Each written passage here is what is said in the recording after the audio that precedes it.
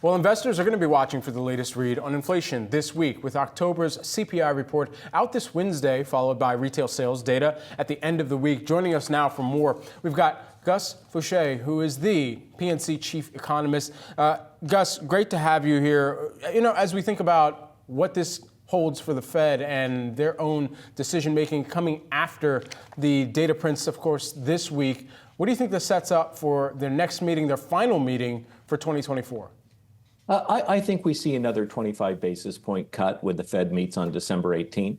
Inflation, although is making slow progress, it does continue to cool. I think that we are seeing in particular slower growth in housing costs that is going to result in lower inflation. And so I think they feel that with the labor market about where they want it, with inflation slowing, that they feel comfortable cutting by another 0.25 percentage point on December 18th. But I think they are going to be cognizant of the fact that they need to pay attention to inflation. And if they're not making as much progress as they like, then in 2025, it could be they cut every other meeting, something like that. Gus, is inflation the key metric to watch now instead of jobs?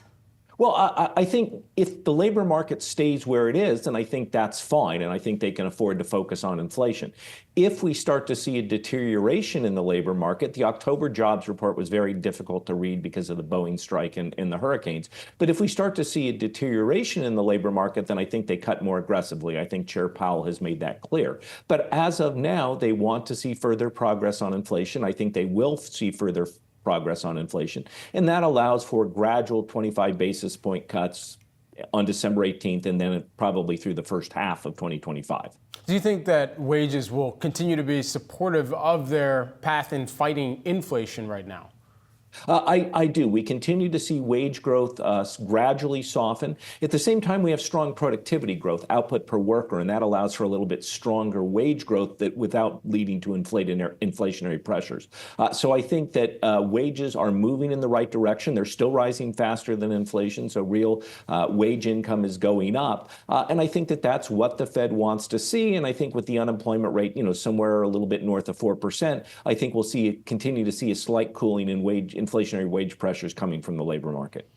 Gus, I'm curious just to get your assessment of the economy, because lots of talk just about soft landing, no landing, what exactly that looks like, especially now with the change coming in the White House, and lots of talk just about the Fed's role and how influential maybe the next president is going to be in that. How are you assessing that as an economist?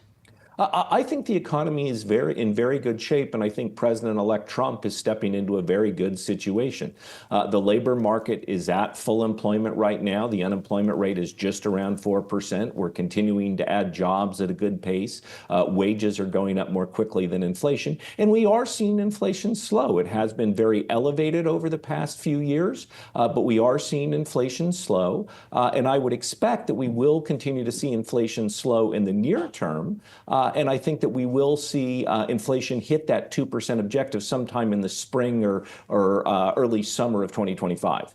You know, as we think out to next year and, of course, the changing of the guards within the White House, and we're still waiting to see what the full balance of power will look like in Washington, D.C., are you concerned about any type of spike in inflation again if we do see some of the campaign promises come true, and especially around many economists' projections on tariffs?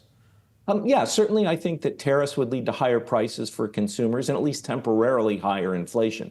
I think the question for the Fed is, do these tariffs mean that the level of inflation has gone up, i.e., that is, it's above 2% consistently, or is it just a one-time jump where we see prices go up somewhat and then they settle back down to 2%? So that's what's going to matter for monetary policy, what the Federal Reserve thinks about it. But I don't think there's any question but that tariffs will be inflationary, at least in the near term, and the Fed will need to decide how to respond to that. Gus Faucher, who is the PNC chief economist. Thank you. Thank you.